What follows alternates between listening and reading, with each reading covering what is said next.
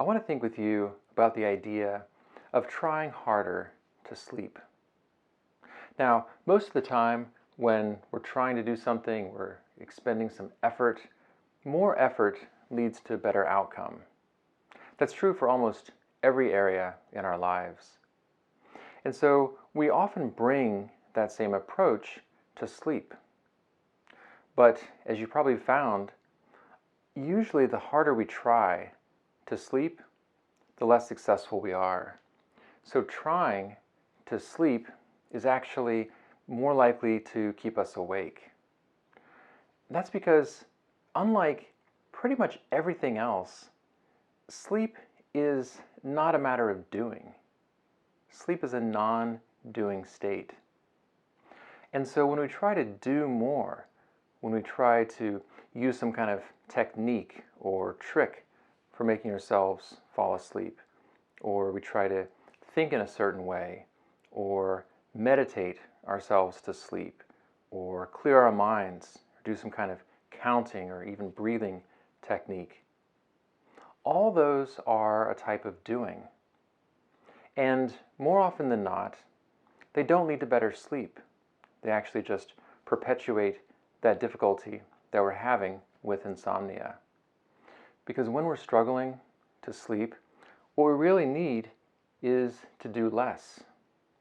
To let go of a sense of, I have to do something here, I have to make myself fall asleep. Now, of course, this isn't easy. I know this firsthand. If I wake up at 3 in the morning, my mind is likely to say something like, oh, you better get back to sleep, otherwise you've only had 4 or 5 hours of sleep. And that can lead to this feeling of, okay, now I'm really going to try to sleep. I'm going to, I guess, somehow force myself to fall asleep. But again, applying any kind of force is going to backfire when we're trying to sleep.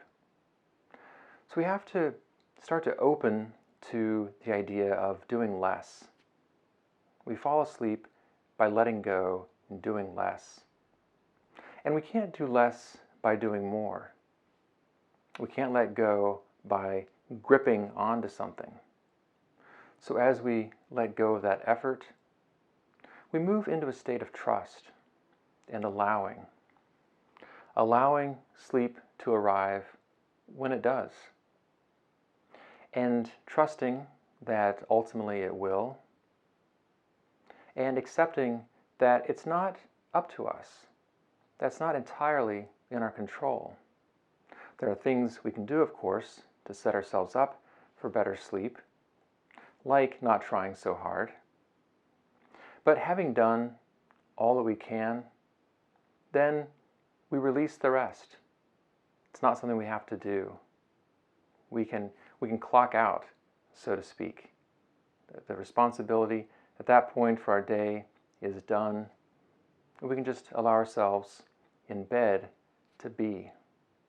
Now, this takes practice, of course, because our minds are really used to kind of focusing in on what can I do, how can I change this, how can I solve this. So one thing I'd like that I'll offer in the description for this video is an open awareness meditation around sleep. I'll also link an article that describes how meditation can be helpful for sleep. And again, just to underscore, this is not a trick, a technique for making yourself fall asleep. We're not going to meditate ourselves to sleep.